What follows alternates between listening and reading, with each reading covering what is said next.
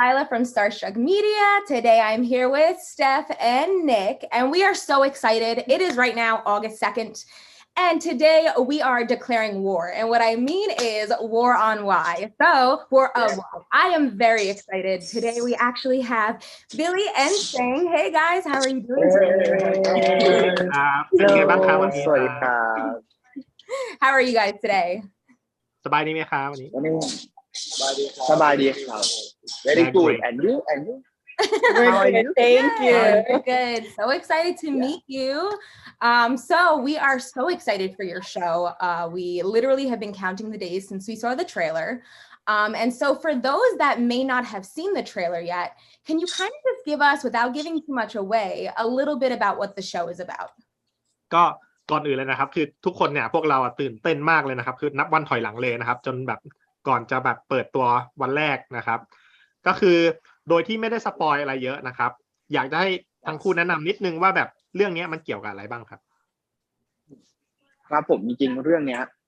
ของเราคือเรื่องของคู่จิ้นใหม่ครับผมที่จะออนกันวันนี้เป็นเรื่องราวของการเอาตัวรอดให้เราถ่ายทอดให้เห็นการเอาตัวรอดในวงการที่ไม่ว่าจะเป็นทั้งเบื้องหน้าแล้วก็เบื้องหลังครับผมว่าแต่ละคนเนี่ยต้องเจอประสบการณ์อะไรมาบ้างกว่าที่เขาจะมาถึงจุดนี้ได้และรวมถึงข้อกำหนดกฎเกณฑ์ต่างๆว่าเราต้องทำสิ่งนี้จริงๆใช่ไหมเราถึงจะได้สิ่งนี้ตอบแทนกลับมาครับผมเพราะแบบว่าเราจะได้เห็นการดิ้นรนของคู่จิ้นว่ากว่าเขาจะมาเป็นคู่จิ้นกันได้เขาเจออะไรมาบ้างเขาต้องผ่านอุปสรรคต้องแบบโดนเชือดเฉือนอะไรต่างๆมาบ้างก็อยากให้ร่วมเชียร์กันใช่ครับนะครับผม so this show is actually like a show that introduces like a new couple, right? And it shows the survival in this line of business, right? Like both behind the scenes and in front of the scenes, like what they have to go through, what they do to be able to get this reward, and basically the journey until they started to become like the couple that we see every day. Right. It looks awesome. We're really excited. Thank you.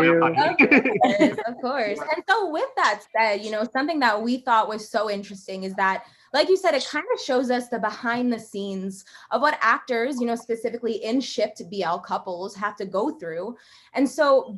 playing those roles, did you guys have to experience, or have you experienced anything in your acting career that you were able to pull from for inspiration?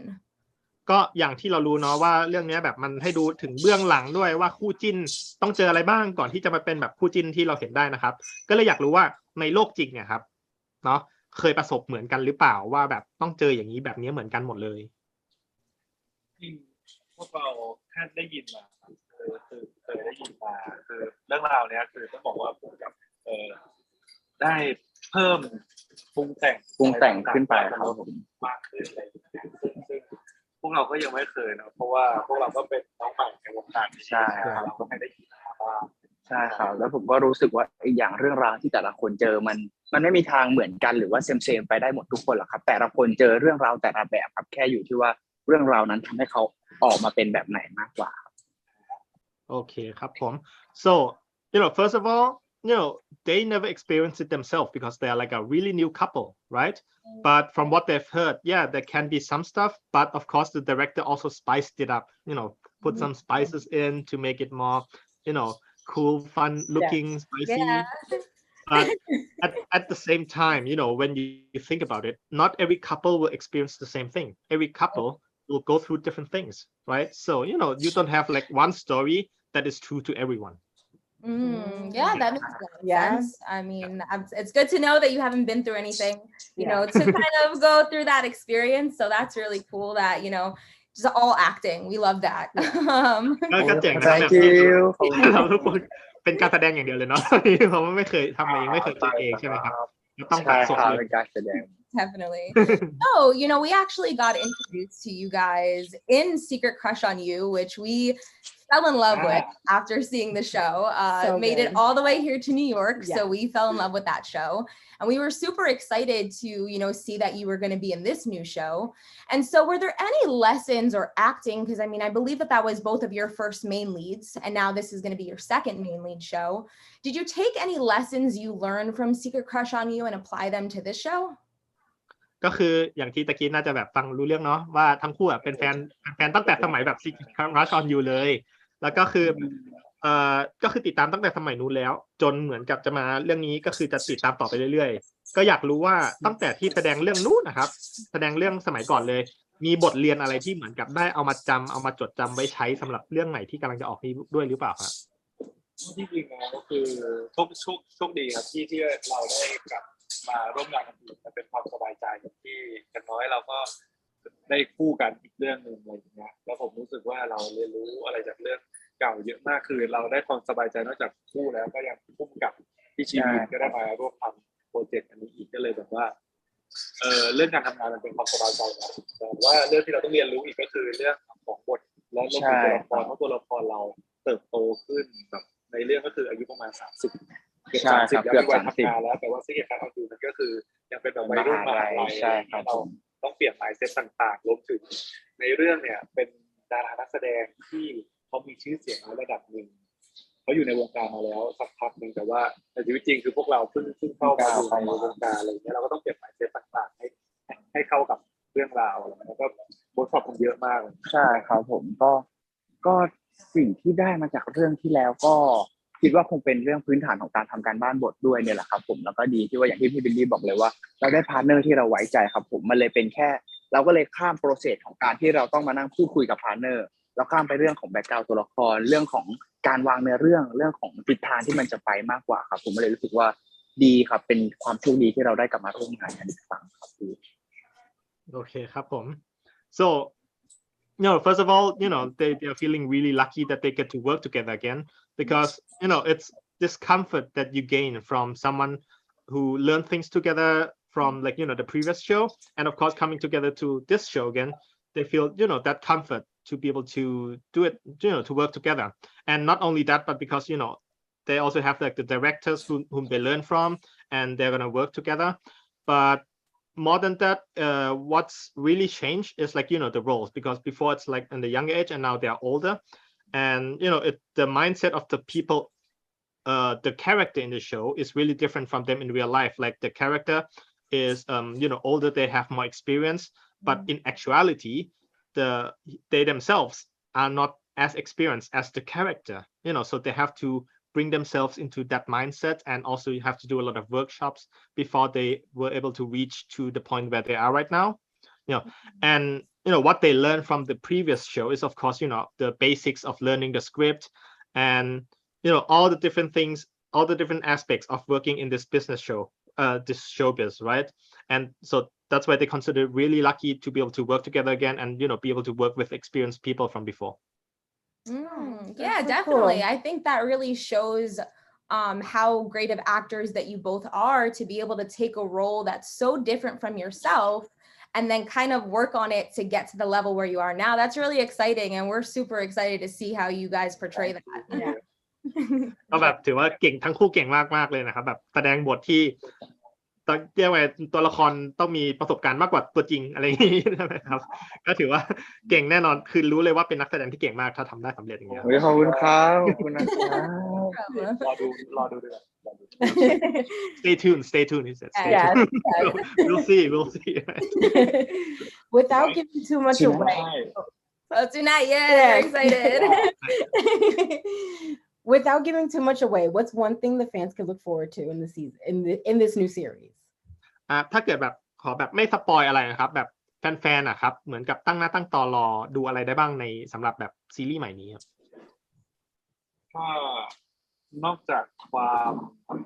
มฟินแล้วต้องบอกว่าอัปเกรดจาก Secret Cut on อยู่ประมาณ100เท่าใช่ครับถ้าพี่ๆบอกว่าเป็นแฟนคลับจากเรื่องที่แล้วเนี่ยเราบอกเลยว่าเรื่องนี้คุณจะได้เห็นความรักที่มันเติบโตขึ้นมากๆจะได้เห็นจาก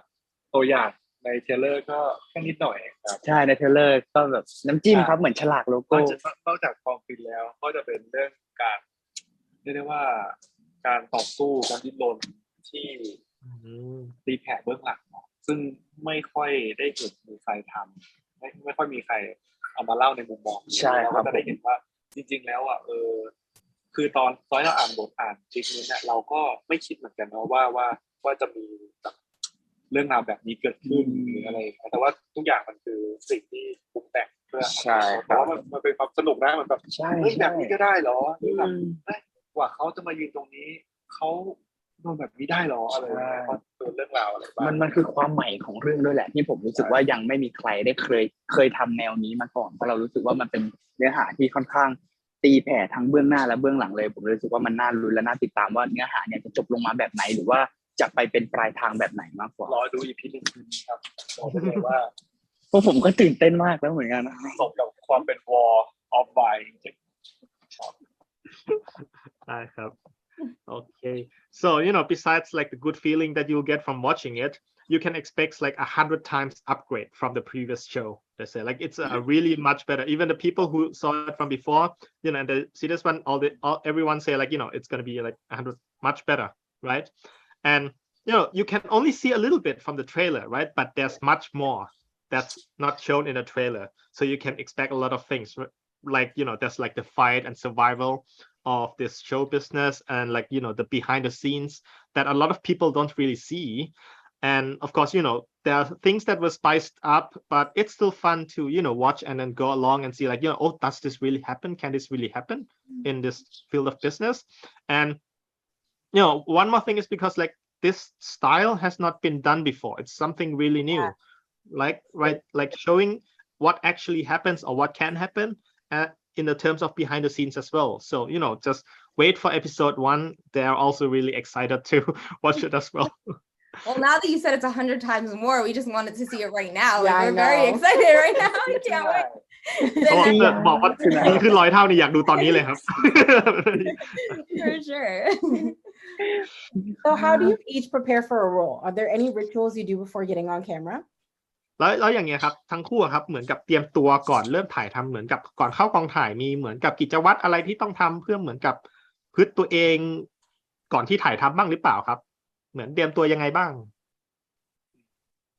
รู้สึกว่าส่วนใหญ่นะครับผมถ้าการไปออกกองเราจะมีเรื่องของการ relaxation ครับผมเป็นการรีแลกซ์วอร์มร่างกายในช่วงเช้าครับผมและส่วนผมก็จะอาจจะมีกาแฟบ้างในเรื่องของ energy ที่เรารู้สึกว่าเป็นสิ่งที่ฮิวใจหรือว่าฮิว energy เราในการทำงานแล้วก็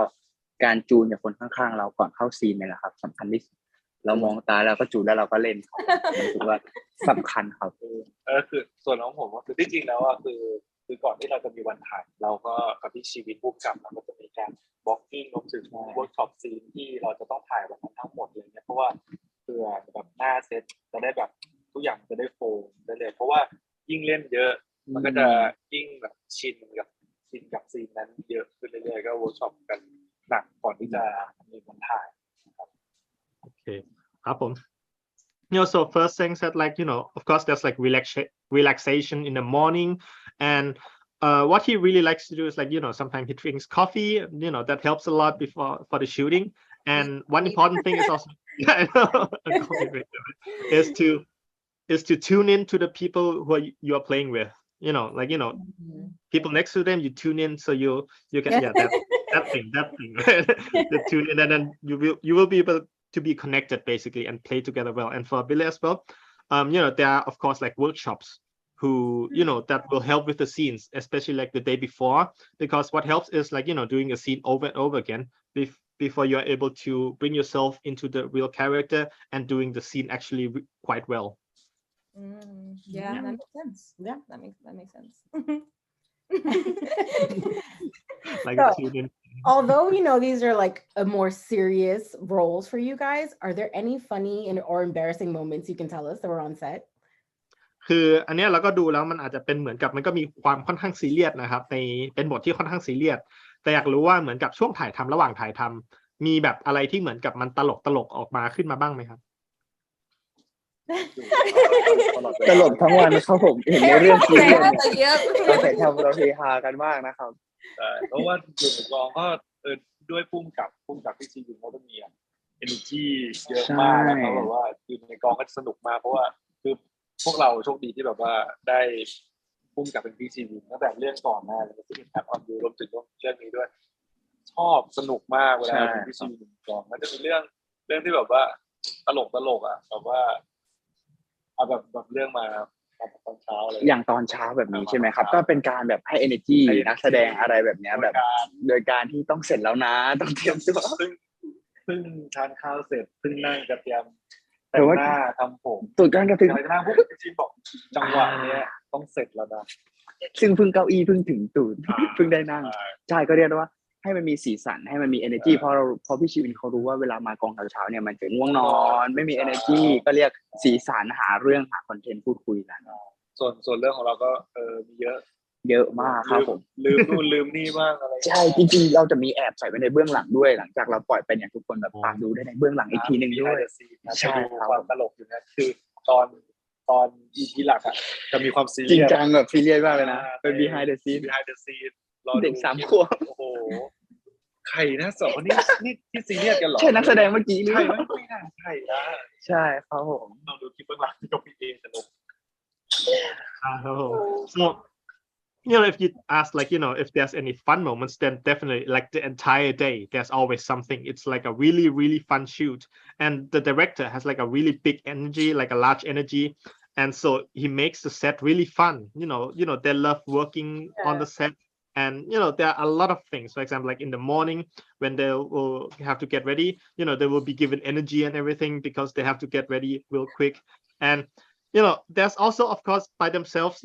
during the shooting, they forgot, lines all the time. They, there's always funny moments, embarrassed moments, and which they also have and kept it as a behind the scene, and then they will show it as well, right? So, you can stay tuned to watch that. Like you will watch the entire series, which is really serious, really stressed, like, really, it's like really heartfelt, but eventually after that you'll see the behind the scenes and you'll not recognize them at all. It's like a really different world on the show. Opposite. Stay tuned for the behind the scenes. Stay tuned for the behind the scenes. Oh, yeah. I'm very excited now. Yeah. I'll be crying during the regular episode and then just laughing later on. ระหว่างดูร้องไห้ครับดูเบื้องหลังปุ๊บหัวเราะตลกเลยอาจจะเป็นร้องไห้เพราะว่าตลกไงขำจนร้องไห้ You cry from laughter. So something that I always like to ask a lot of the actors that we have on the show is that being an actor requires you to take on a life and personality of someone who sometimes is very different than yourselves. Like you guys were saying, these characters specifically are very different from who you guys are. So has there ever been a moment where you felt the lines blurred, where you feel a little bit more like your character than yourself? คือมีคำถามหนึ่งนะครับที่แบบเราถามนักแสดงทุกคนเลยตลอดเลยนะครับก็คือประมาณว่าโดยเฉพาะอย่างยิ่งเลยที่ทั้งคู่บอกว่าตัวละครเนี่ยมันต่างกับชีวิตจริงของเรานะครับตัวละครที่จะแสดงก็คืออยากรู้ว่ามันมีช่วงโมเมนต์ไหนบ้างหรือเปล่าที่เหมือนกับเส้นแบ่งตัวละครกับโลกแห่งความเป็นจริงเนี่ยมันแบบหายไปแล้วเรารู้สึกว่าเราเหมือนตัวละครมากกว่าตัวเราเองแล้วอะไรเงี้ยครับก็มีในมุมmindset แบบจะมีเหตุการณ์หนึ่งที่ผมได้เข้ากับน้องอะไรเงี้ยแล้วมันเป็นซีนที่ดราม่าแล้วก็เหมือนทะเลาะอะไรกันบางอย่างเนี่ยแต่ว่าในตอนนั้นที่ถ่ายทอดไปตัวละครผมนะแบบเขามีความแบบปกปิดความเศร้าไว้อะไรอย่างเงี้ยแต่ว่าคัดปุ๊บออกมานอกเซตก็คือตัวบิลลี่เองครับร้องไห้แบบว่าเราสงสารตัวละครแล้วแบบถ้าเป็นบิลลี่อยู่ตรงนั้นบิลลี่ก็คงแบบร้องไห้ปูปายอยู่แล้วอะไรเงี้ยแต่ด้วยแบบตัวละครอะไรตัวละครเขาก็จะแบบเก็บความเศร้าไว้ไม่อยากให้แบบคนที่เขารักเห็นอะไรใช่ครับของเราผมรู้สึกว่าผมหลังจากที่เราได้อ่านบทและหลังจากที่เราได้เล่นมากกว่าครับเรารู้สึกว่าเราเข้าใจตัวละครมากขึ้นเข้าใจถึงสิ่งที่เขาพบเจอแล้วเหตุการณ์ที่มันเกิดขึ้นแต่ละเหตุการณ์มันทำให้เรารับรู้แล้วก็เข้าใจความรู้สึกของเขามากๆว่าเขารู้สึกยังไงแล้วทำไมเขาถึงเป็นแบบนี้ครับแต่ส่วนที่ทำให้เรารู้สึกว่าเราหลุดออกไปจากตัวเราแล้วรู้สึกว่าโดนตัวละครทับผมรู้สึกว่ายังไม่มีจังหวะนั้นครับผมเพราะเรารู้สึกว่าเราค่อนข้างเก็ตกับทัศนคติของตัวละครแล้วก็เก็ตกับจุดความคิดเราน่าจะได้เป็นประสบการณ์จากตัวละครมากกว่าว่าเราควรทำตัวแบบไหนหรือว่ามีทัศนคติแบบไหนครับผมครับผม So for what Billy explained first, right, is it's more in the mindset. For example, one time he has to do a really dramatic scene with Zheng, and what happens is like they basically had a fight in the show, right? The character had a fight and Billy's character have to like hold everything in. So after the shooting, Billy as a person, the real life person, basically cried out because they have that feeling still stuck in him, right? as opposed and for Seng, it's more like an understanding of the character. Like first you read the script, you think of something about the character, and then you play the character, and you will have a better understanding of him. Like you know where he comes from and why he's doing what he's doing in the show. But he never really had the lines blurred where he becomes the character, but it's more of this understanding style. Yeah, that makes a lot of sense. I mean, we even have people here, and we say it all the time, that we'll do method acting sometimes. So, I mean, that makes sense, even for Billy, like what you were saying, where after the cameras stop, you kind of just need to let out all the emotions that you were feeling. And, saying for you, it's cool that you kind of have that understanding of the character. So, I mean, that's really awesome that you were able to kind of control that. นะครับก็เราก็เคยเหมือนกับสัมภาษณ์หลายคนเนาะแล้วก็คือหลายคนที่บอกเนี่ยแหละก็คือจะมีสิ่งที่เรียกว่า method acting ที่อเมริกาเขาใช้กันก็คือมันเป็นการแสดงที่เราเอาตัวเราไปอยู่ในตัวละครเลยแล้วก็เหมือนกับเราใช้ชีวิตตัวจริงเหมือนกับเป็นตัวละครเลยก็เหมือนกับก็คือเจ๋งเหมือนกันนะครับแบบเราก็ต้องเข้าใจตัวละครของเรานะครับแล้วก็อย่างบิลลี่บอกประมาณว่าที่เราเก็บทุกอย่างไว้ข้างในแล้วก็เหมือนกับตัวจริงก็ร้องไห้ออกมาเลยอะไรประมาณนี้ครับเหมือนกับเราก็ต้องพยายามนึกในภาพนั้นให้ออกได้ก็คือทั้งคู่ก็เก่งมากๆครับ ขอบคุณครับขอบคุณครับ Thank you. So now we're getting to the point of our interview where we kind of get a little bit, into who you guys are as people. The point of this show is behind the screen, so we can see who the actors are themselves rather than just the roles that they play. And so, one of the questions that we had for you guys is, what are some of your dream roles? Like if you could be any role, any genre, what would you like to play as? ทีนี้เราจะเหมือนกับเปลี่ยนแนวคำถามนิดนึงนะครับก็คือสิ่งที่เราชอบถามเนี่ยก็คือเราจะถามเกี่ยวกับทั้งคู่และไม่ใช่แค่เรื่องนี้อย่างเดียวเพราะว่าอันนี้เหมือนกับเป็น behind the scene ด้วยอยากรู้ว่าทั้งคู่อ่ะเป็นคนยังไงอะไรอย่างนี้บ้างนะครับก็คำถามแรกเลยเนี่ยที่อยากรู้ก็คือทั้งคู่มีเหมือนกับบทบาทในฝันไหมครับอยากแสดงหนังแนวไหนอะไรเงี้ยครับ I want to be a Marvel hero in cinema. Marvel hero Wait, Yes. so who's your favorite? Who's your favorite? ชอบคนไหนสุดครับ Captain America. Captain America Ooh, that's a good that's a one. first Nick one. Fury is Yeah. my idol. ใช่ครับของผมอยากเล่นบทที่มีพลังอ่านใจคนได้ครับเหมือนแม่ใหม่ X-Men. ใช่ครับผม X-Men ที่ท่านศาสตราจารย์นะครับ Charles Xavier. ใช่เซเวีย Oh I know what you think Yeah. So Seng wants to be a mind reader, basically. Yeah, Seng wants to be a mind reader, like Charles Xavier. Well, we would watch those movies for sure. 100%. ถ้าได้แสดงเดี๋ยวไปดูแน่นอนครับ ขอบคุณครับตอนนี้เดี๋ยวเรามี Wall of Wine คืนนี้นะครับเดี๋ยวเราดู Wall of Wine ไปด้วยกัน Let's start with Wall of Wine tonight first. Yes. For sure. If you could work with any actor or actress here in America, who would it be? ถ้าทั้งคู่เหมือนกับสามารถไปเลือกเล่นกับใครก็ได้ครับที่อยู่อเมริกาอยากเล่นกับนักแสดงคนไหน หลายคนเลยครับ ใช่ I have a lot มากเลย Leonardo DiCaprio Leonardo DiCaprio That's my idol ใช่ผมว่าอยากเล่นกับเยอะแยะมากเลยอ่ะไม่ว่าจะเป็นพี่ทอมครูซเองก็ตามที่เรารู้สึกว่าเห็นทั้งบทบาทการแสดงของพี่เขารวมถึงการกำกับเองก็ตามหรือไม่ว่าจะเป็นพี่บิลลี่พัชรนนท์อันนี้อยากลองเล่นด้วยเห็นเขาเล่นแอบหลงรักมาแล้วกำลังจะเปิดวอลบายคนนี้ก็อยากมีโอกาสไปร่วมเล่นกับเขาเหมือนกันพี่บิลลี่พัชรนนท์ครับชื่อนี้จริงเป็นนักแสดงดวงใจ ใช่ครับ so of course that a lot of actors I think you've caught some of them as well right? Mario, Tom Cruise but Seng also wants to play with Billy Pachanon who's like a really a Thai actor who's quite famous actually พี่เขารู้ He's kidding. No it's real famous in Thailand Yes. Oh, He's famous here in New York too. right ตอนนี้เริ่มฉีดยากันเองแล้วนะครับ We want to be there one day. Yes. yeah, Yes. I wanna We want you to come. Absolutely. New York. แต่ถ้า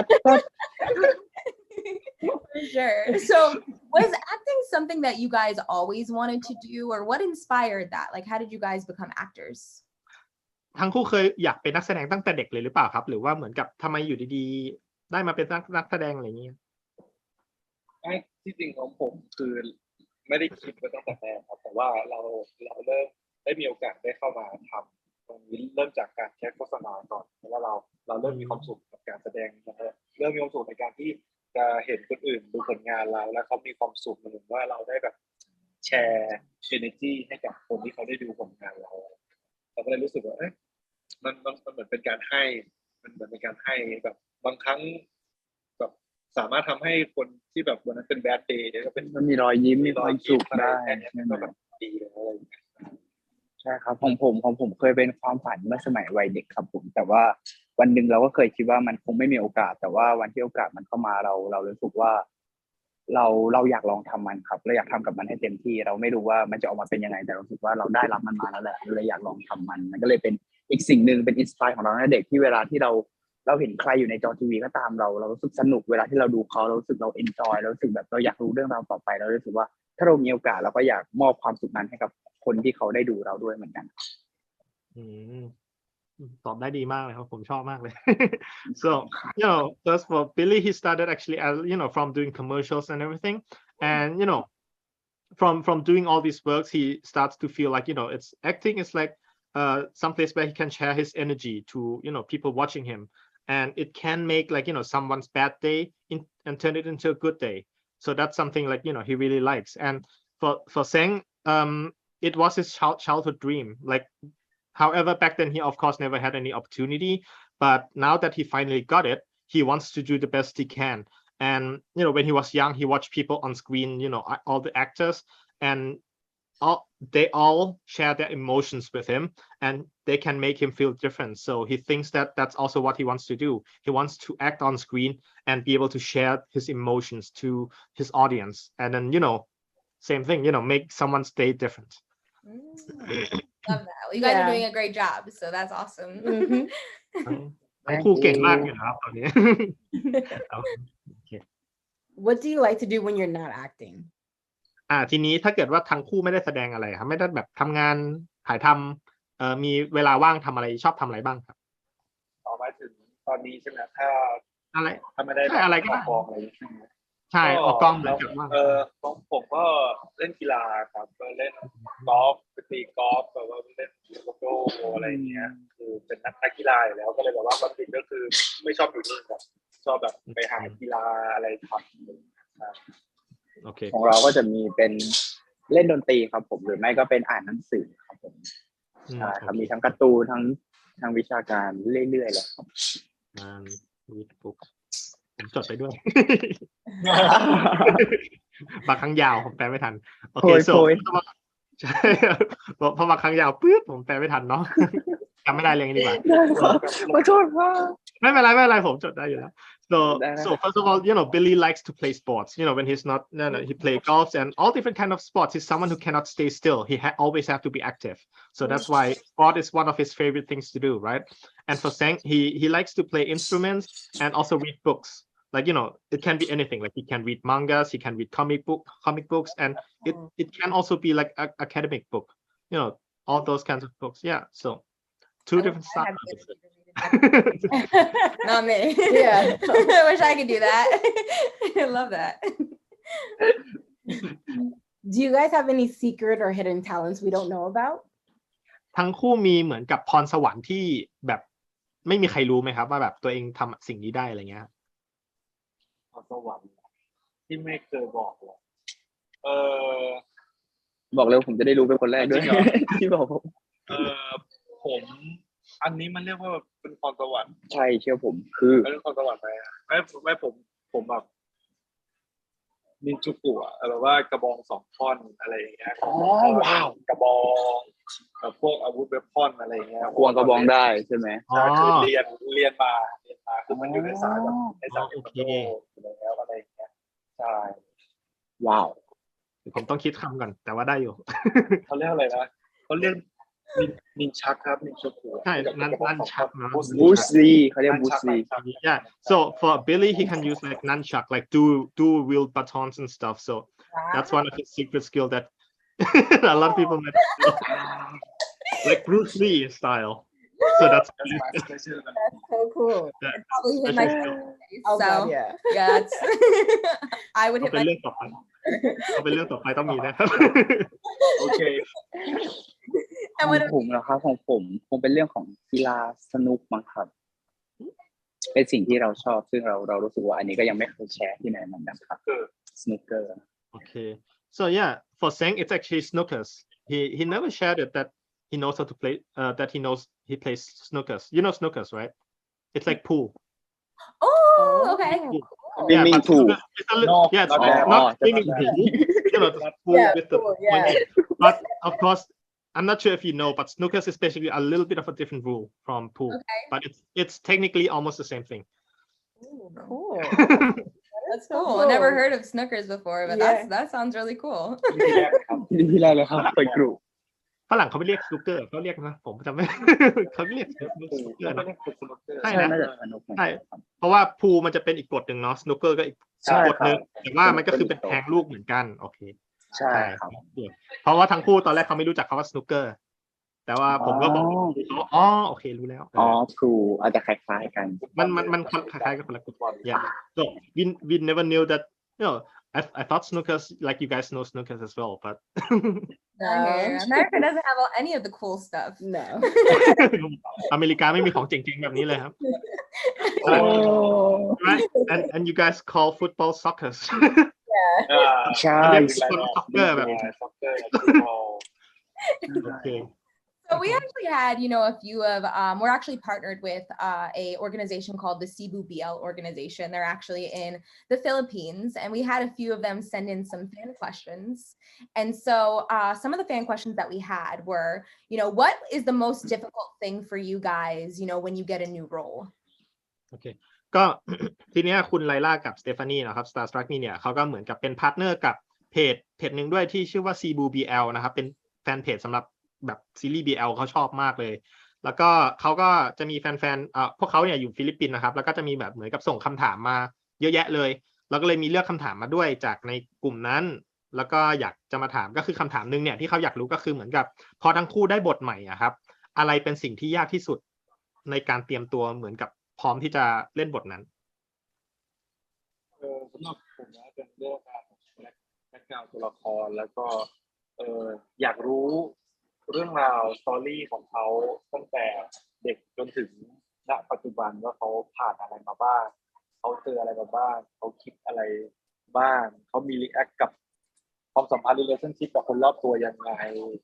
เขาเป็นนิสัยยังไงบุคลิกยังไงคือก็คือทุกอย่างต้องเริ่มต้นจากศูนย์แล้วก็ค่อยๆศึกษาก็เหมือนกับว่าเราโตมาเจออะไรบ้างเราก็แค่แบบอยากรู้เรื่องราวทั้งหมดของตัวละครในแบบตัวเราที่เจอมาอะไรใช่ครับคงเป็นเรื่อ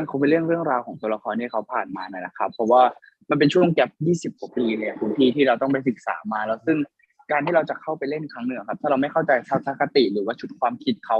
เนี่ยทำให้ทั้งอารมณ์และท่าทางหรือว่าความต้องการมันเปลี่ยนไปหมดเลยครับถ้าเราไม่รู้ว่าเบื้องหลังเขาเจออะไรมาบ้างแล้วเราไม่รู้ว่าอะไรที่เขาแบกอยู่ในใจตลอดแล้วความฝันเขาคืออะไรครับมันจะกลายเป็นตัวเราใช่ไม่งั้นมันจะกลายเป็นหวีแบบว่าไม่มีทิศทางใช่แต่ที่สำคัญคือเราดีอย่างที่บอกเลยครับว่าเราได้พาร์ทเนอร์มันเลยทำให้เราสามารถเข้าใจตัวละครที่ด้วยความที่พอในเรื่องครับมันมีความใกล้ชิดกันแล้วพอเราได้พาร์ทเนอร์ที่เราสนิทอยู่แล้วครับเลยสามารถสอบถามเรื่องของนิสัยตัวละครได้ด้วยขอบคุณพี่ชีวิตคุณกับ acting coach คุณลมพี่เดชที่ช่วยสร้างตัวละครใช่ครับครับผม so both of them basically answered the same thing which is the character background that's the most difficult of all because you have to know their story and it's not just the story like their personality in the show but also their background from when they were young and who they're close with what's the relationship their behavior what they think they basically have to start from zero like not knowing anything about the character it's like changing your life and then becoming a totally new person it's like studying 20 years of life within the span of a few times a little bit of time right because if you don't know the character well enough the acting could become off it's like you might mix your own feeling into the character and it would become jumbled up and but because they have such a great team who they work with together like they have great directors great producers and everything that's why they were able to pull everything off and then make everything happen so they are also really thankful of everyone who they work with. Absolutely. Yeah, definitely. And would you say that, being that, getting that new character, or, trying to figure out the backstory of that? Because another one of the questions that we had was, what is the most difficult, thing being an actor? Would that be that as well, trying to figure out that character, background story, or is there other things that you would say is difficult being an actor? ก็ทีเนี้ยอีกคำถามหนึ่งที่ได้มาเหมือนกันนะครับก็คือเหมือนกับประมาณว่าอะไรเป็นสิ่งที่ยากสุดในฐานะนักแสดงก็คือจะเป็นคำตอบเหมือนกันเลยหรือเปล่าครับว่าแบบประมาณว่าก็คือสิ่งนี้แหละคือแบบยากสุดแล้วหรือว่าในฐานะนักแสดงมีอะไรที่ยากกว่านั้นอีกไหมส่วนตัวผมนะครับผมรู้สึกว่ามีเรื่องของร่างกายเข้ามาเกี่ยวครับการดูแลร่างกายให้เราพร้อมเสมอในทุกๆครั้งที่เราทำงานครับเพราะว่าอย่างส่วนตัวเราเคยพบปัญหามาในตอนออกกองเองด้วยตัวเราเองด้วยเหมือนกันครับเพราะว่าวันนั้นคือวันที่เรามีออกกองแล้วพอเราตื่นเช้ามาครับอยู่ดีเราเป็นตาพุ่งยิงโดยที่เราแบบเราตอนกลางคืนไม่ได้มีมวลหรือว่ามีมูลมาเลยว่าเราจะเป็นนะครับพอมันเกิดขึ้นเราเลยแค่รู้สึกว่าเราควรดูแลรักษาร่างกายเราให้ดีที่สุดแม้ว่าปัญหามันจะเกิดขึ้นแล้วก็ตามครับแต่ถ้าเราสามารถคิวมาได้เร็วเท่าไหร่มันก็จะยิ่งโกออนกันได้ไวมากขึ้นเท่านั้นครับแต่ว่าตอนนั้นผมรู้สึกโชคดีที่ว่าพี่ชีวินเขามีทีมงานที่เป็นพยาบาลอยู่ที่กองคอยดูแลแล้วคอยแก้ไขปัญหาตรงนั้นให้เลยครับผมรู้สึกว่าตรงนี้ก็ได้ผ่านพ้นไปได้ครับนอกจากเรื่องแบบมีแคร์ร่างกายในการที่เตรียมพร้อมตลอดเวลาในการที่แบบว่าเราจะถ่ายอะไรเงี้ยก็จะมีเรื่องแบบบางครั้งเรื่องกายภาพฟิสิกอลต่างๆของตัวละครที่บางครั้งมันที่เราต้องฝึกฝนนะครับฝึกฝนนอกจากกายภาพแล้วการท่าทางที่เราเวิร์กช็อปกันนะการเดินการจับสิ่งของการทำโน่นทำนี่การพูดคุยการแบบเวลาเขายืนคุยเขาต้องทำท่าทางยังไงเดินเขาเดินยังไงนั่งกินข้าวเขาทำยังไงแล้วก็เรื่องความคิดต่างๆอะไรอย่างเงี้ยผมรู้สึกว่ามันเป็นสิ่งที่ต้องฝึกฝนใช่ครับไม่งั้นมันก็จะเป็นแบบเป็นตัวเราเองที่ทำอยู่ตรงนั้นแหละใช่ครับใช่เราก็เราเรียกว่าเดินทำแอคทิวิตี้ต่างๆในแบบตอนที่สวมบทตัวละครเนี้ยก็แบบ discover กันหากันเยอะมากๆกว่าจะออกมาเป็นตัวละครที่เราได้เห็นใช่ครับผมมันเริ่มต้นจากความชอบกับการที่เรารักในการที่เราได้ทำมันเนี่ยนะครับผมว่ามันเลยทำให้เราสามารถทำทุกอย่างได้เต็มที่และ 100% เพราะเราทุ่มเทกับมันความสนุกผมรู้สึกว่าความสนุกที่มันเหมือนว่าเรายิ่งหาเรายิ่งเจอตัวละครมากขึ้นเรายิ่งแบบทำกับฝึกหัดเรายิ่งเจอตัวละครมากขึ้นเลยทำให้เรารู้สึกว่าแบบอยากรู้จักตัวละครตัวนี้ว่าแบบจริงๆแล้วอ่ะเขาเป็นยังไงอะไรอย่างเงี้ยเลยทำให้เราสนุกกับการที่แบบ acting สนุกกับการที่จะสวมบทบาทตัวละครso the first ยาวไม่เป็นไรเที่ยวก็ผมจดไว้แล้วบางครั้งผมก็ตลุดออนนิดนึงครับผม so first of all it's the physical fitness one thing that's quite difficult because you have to be physically fit every time you go on a job it's not only your fitness but also your well-being overall because one time what happened to Seng was that before he went on the shoot it was just fine the night before and suddenly in the morning he had style it's the red eye when that comes out that thing and that normally wouldn't work in a shoot right but of course they had like real great makeup and everything which helps covers it up and they were able to make it work but that shows him and that reminds him that they have to take care of their own body every time it's like a job for actors as well they have to be ready every single time they cannot suddenly just become sick have something on their face and just become bad right and another thing that they added is also like physical physiques and the behavior of the characters they have to change their behavior so not only how they think and everything but also like how they walk how they talk do they have like do the character do anything while they just stand and talk do the hands do anything like how they also eat so everything all of this there's some workshops which trains them to act like the character itself otherwise it will be they themselves acting as being the character so not the character being the characters might be a little bit confusing but that's basically that's basically it but they love what they do right and so the more character they play and the more they play the more they want to know about the new characters that they were able to play and become them and know about themselves Yeah, that makes a lot of sense. Cool. I mean, being an actor can be really tolling and, just trying to figure out what to do and what not to do. I can imagine that being, very time consuming, but also very rewarding at the end. So that makes sense. ก็แบบเข้าใจได้เลยนะครับว่าต้องเหนื่อยแน่นอนเป็นนักแสดงมันไม่ใช่แบบง่ายๆเลยเนาะว่าแบบกว่าจะผ่านมาได้เนี่ยต้องผ่านอะไรมาเยอะแยะมากมายแต่ก็เห็นได้ว่าเหมือนกับรางวัลที่เราได้หลังจากที่เราทำสำเร็จก็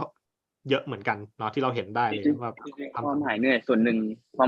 งก็มาจากพี่ๆคนดูด้วยเนี่ยแหละครับผมแล้วก็พวกเราก็เป็นแค่เบื้องหน้าครับแต่ว่าเบื้องหลังเขาทำงานหนักของพวกเราเยอะครับพี่ๆทีมงานต่างๆในการที่ออกมาเป็นซีนนึงที่พวกเราเห็นว่าสวยงามคือนอกจากพวกเราแล้วก็คือพี่ๆทีมไฟผู้กำกับทีมอาร์ตต่างๆเขามีผลกับการทำให้ซีนนั้นออกมาดีคือเวลาที่จะได้รางวัลอะไรอย่างเงี้ยคือแบบว่าต้องให้พี่เขามากกว่าใช่ครับเบื้องหลังยังเหนื่อยกว่าเราอีกเยอะมากๆ So actually they would like to give credit to behind the scenes more actually than them.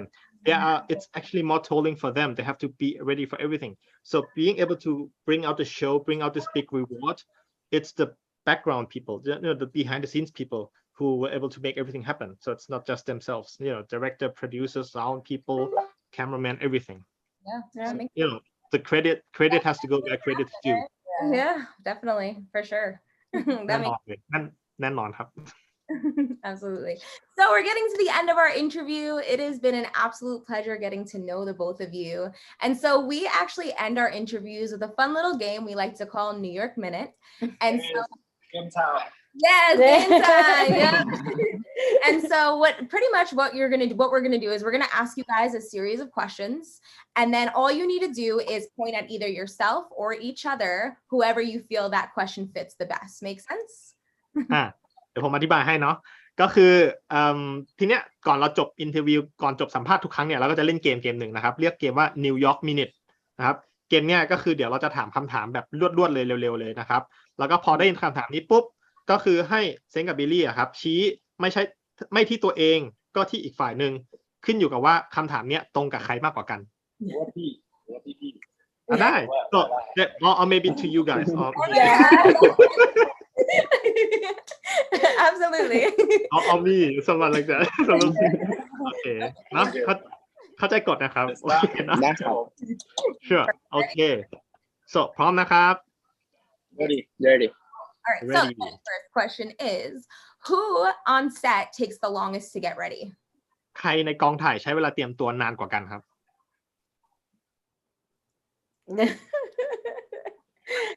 ใครไปกลางเลยครับ In the middle no one so both of them เพราะว่าเหมือนว่าเราอย่างผมก็คือแบบว่าตอนเช้าเราเป็นคนต้องใส่คอนแทคเลนส์นะก็ต้องแบบว่าใส่คอนแทคเลนส์ตอนเช้าไม่ได้แล้วตอนบ่ายเป็นระคายเคืองอะไรอย่างเงี้ยเราก็ต้องมีการเตรียมพร้อมอะไรอย่างเงี้ยหรือว่าเป็นคนที่ต้องทานข้าวปุ๊บแล้วต้องแบบปล่อยเลยอะไรใช่ครับแล้วก็มีถึงแบบแปรงฟันอะไรแล้วก็คือพอเราเสร็จก็คือจะเสร็จพอๆกันเหมือนกันแต่ว่าคือเราเตรียมตัวก่อนที่จะตรงเข้ามาเสร็จใช่ใช้เวลาเตรียมตัวกันมามัวแต่คุยกันจ้อไม่ได้แต่งตัวหรือไม่ได้แปรงฟันเสร็จกันสักทีเลยครับ Okay, so because both of them takes a long time to get ready. Like Billy has like to wear contact lens. And if they wear right from the morning, it might stir the eyes a little bit. That's why he doesn't like it. But that takes some time, right? Or there's someone who eats it and then have to basically let it out right away. Something like that happens. And so each or someone will have to brush their teeth every time after they eat. So of course everything adds up, and both of them basically delays all the time, to get ready. So they have to spare some time for that as well. Yeah, that makes sense. เข้าใจได้ นี่แหละครับความรักกับกัน Okay, so who messes up their lines the most? ข้อต่อไปนะครับใครพูดบทผิดบ่อยกว่ากันครับ 1 2 3แต่ทั้งคู่มันผ่านกันนะครับมันไม่ได้นั่งจำจับแล้วก็มีผิดกันบ้างใช่ like what they said earlier as well. They never count it anymore. They messes the line up all the time. Both of them. So So that's why they've stopped counting who wins. They both messed up. Oh. So the next question is, who is the most shy? อ่ะใครขี้อายกว่ากันครับ Aww. อ๋อเหรอ Who gives the best advice? ใครให้คำปรึกษาได้ดีกว่ากันครับ Oh, you guys both pointed. I love that. เห ปรึ มาะ กษาม าก กันละกัน Yeah, each other they tell each other Who is the most, or who is the more romantic one? ใครโรแมนติกกว่ากันครับอืม Oh, มันคนละมุมมอง คน It ก็ผมมอง depends ผ on ม the ก็ว่า point of พี่ view. เขา Yeah, it's from the point of view because Seng looks at Billy and yeah, he's romantic, and Billy looks at Seng and is like, yeah, he's romantic. That's it. It's the point of view. Yeah. Who's the better cook? ใครทำอาหารเก่งกว่ากันครับ Seng cannot cook that. just see in coming soon like have a TV show we go to cooking Okay, so who okay. does a TV show where Billy goes cooking? Love that. Who is the funniest one? ใครตลกกว่ากันครับ ขายข น่ารัก Well, thank you guys so much. That was the end of our game. It was such an amazing time getting to know you. So thank you guys so much. And if you could just quickly say just a message to your fans. ก็ทีนี้ก็คือขอบคุณมากนะครับที่มาแบบสัมภาษณ์ในวันนี้นะครับก็คือก่อนที่เราจบเนี่ยก็แบบมีอะไรอยากจะบอกแฟนๆแบบให้ข้อความบอกแฟนๆบ้างหรือเปล่าครับให้บอกอะไรแฟนๆนิดนึง Thank you so much for supporting us and I hope you guys enjoy our series and have fun for tonight. Thank you so much. ำครับผมขอบคุณที่ร่วมติดตามกันแล้วก็อยากให้ร่วมเดินทางไปด้วยกันกับซีรีส์ของพวกเราที่กำลังจะออนแอร์คืนนี้แล้วนะครับผมแล้วก็มาพูดคุยกันใน Twitter แล้วเรามีแฮชแท็กกันด้วยนะครับผมอยากฝากทุกคนไว้ด้วยนะ นี่สำหรับอินเตอร์แฟน ใช่ครับและสำหรับอินเตอร์แฟนนะครับเราสามารถรับชมได้3 ทุ่มเวลาประเทศไทยที่ YouTube AX นะครับผมซึ่งครับผมบอกได้เลยว่าเผ็ดมันเดือดแซ่บ very spicy ของอินเตอร์แฟนที่ YouTube เลยใช่ไหมครับ ใช่ครับ โอเคครับผมได้ครับ so basically he would like to thank everyone for following their work and having this journey together with them until the show is released and so stay tuned for tonight for everyone in Thailand and for international fans they can also tune in at 9 p.m. Thailand time on the YouTube channel by the way. Love it. We're Thank you excited. guys so much. nice to meet you thank you so much นะครับ ขอบคุณมากนะครับ have a good day Bye-bye.